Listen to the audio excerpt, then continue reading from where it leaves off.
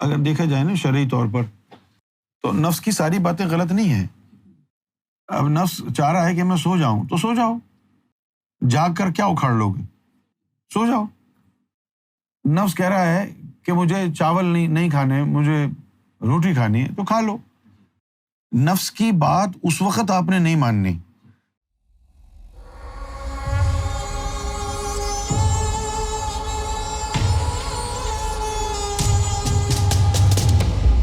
حضرت بایزید بستامی رحمۃ اللہ اپنے مریدوں کے ہمراہ جنگل سے گزر رہے تھے۔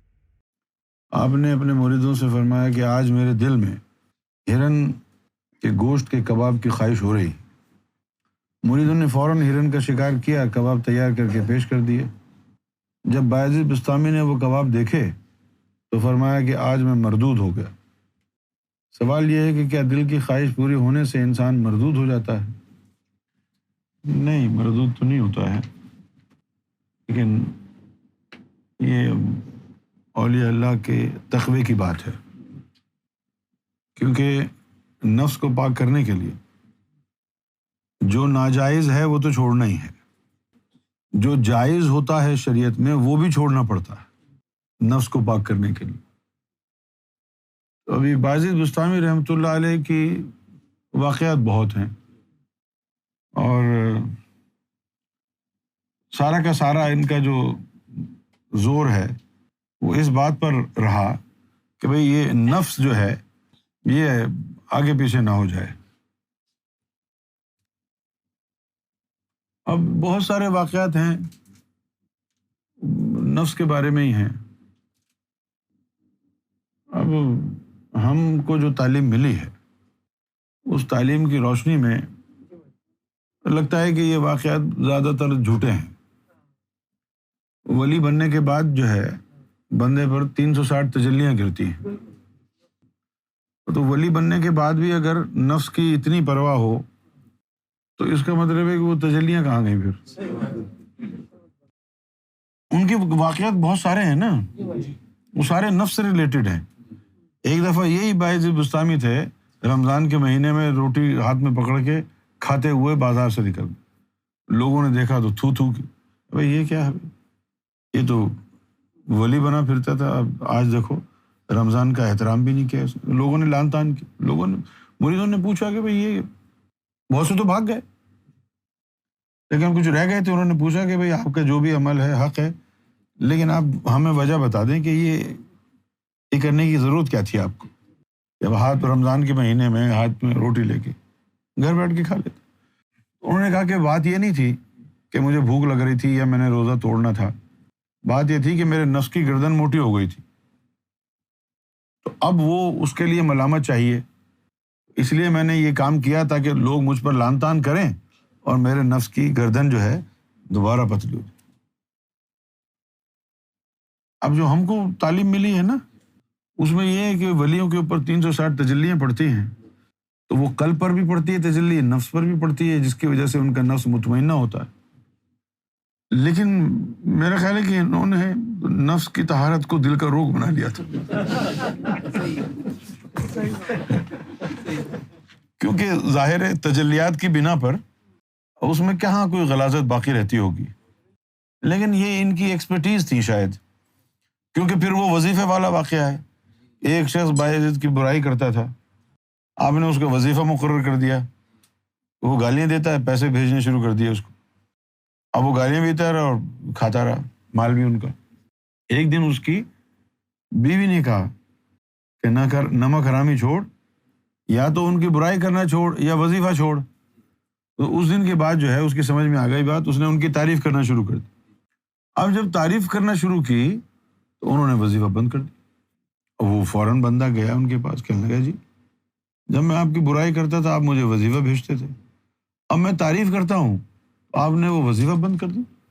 اب اس کو جواب انہوں نے کیا دیا بایزید بستامی نے کہ جس وقت تو میری برائی کرتا تھا تیری برائی سے میرے گناہ جلتے تھے، تو میرا نوکر تھا، میں تجھے اس کا معاوضہ دیتا تھا، اب تو جو برائی بند کر دی ہے تو اب تو میرے گناہ نہیں جل رہے ہیں، اب کس بات کا معاوضہ دوں گا تجھے؟ یعنی اتنی پرواہ تھی اس کو اپنے ان کے گناہوں کی۔ ولیوں کے گناہ کہاں ہوتے ہیں؟ یعنی میں یہ کہوں گا کہ وہ تو ایکسٹریم میں چلے گئے۔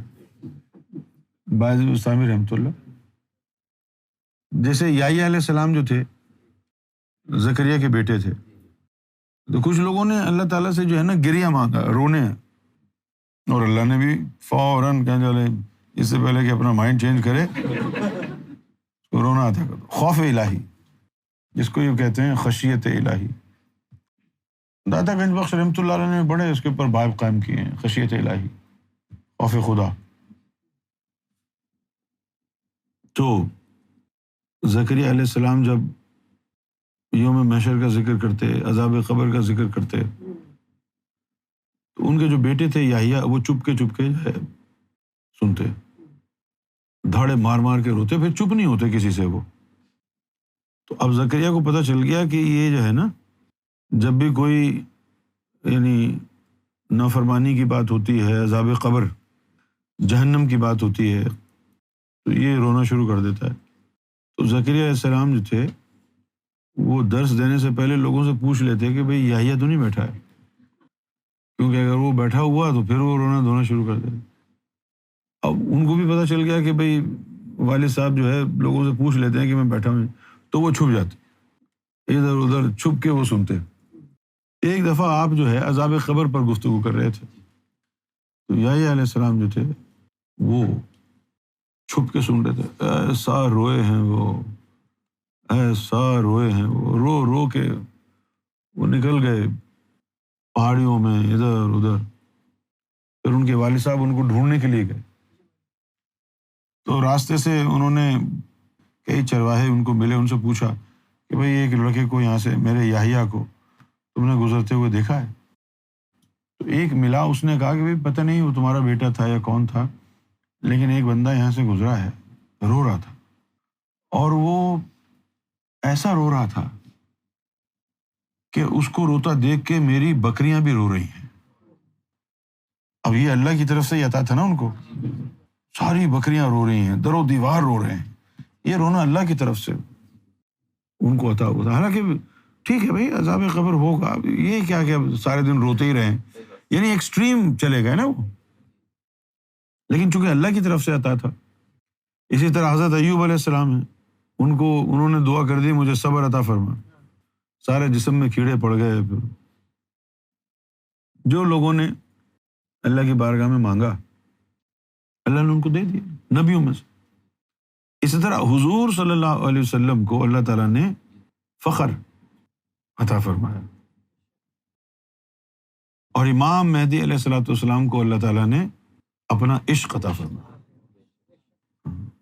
اپنا عشق عطا فرمایا، کہا پوری دنیا کو عشق بانٹ دو۔ تو یہ جو باعث بستامی رحمۃ اللہ علیہ کی جو بات ہے کہ کباب کھائے نفس کی خواہش پوری ہونے پر، حالانکہ بھائی اگر دیکھا جائے نا شرعی طور پر تو نفس کی ساری باتیں غلط نہیں ہیں۔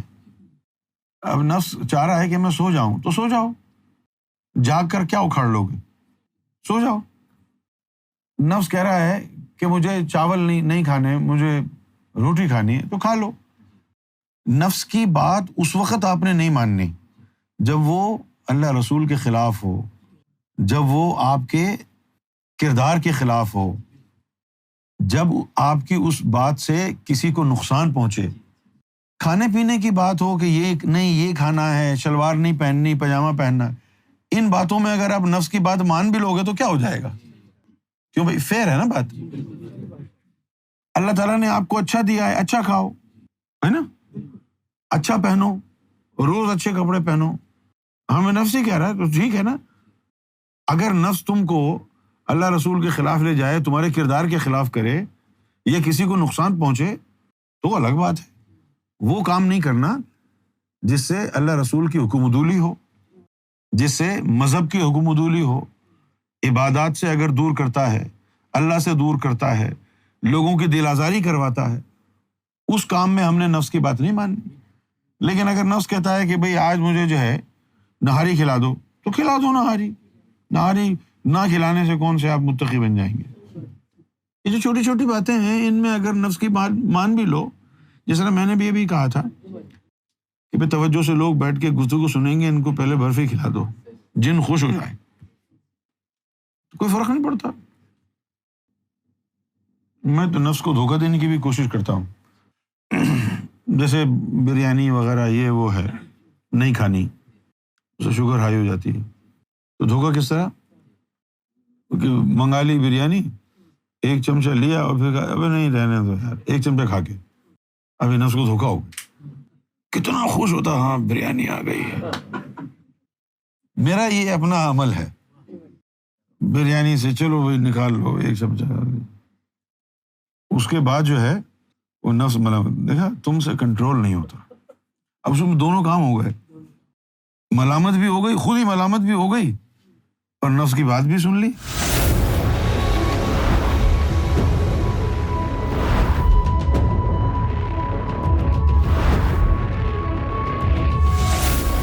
Amra TV, the place to connect with God.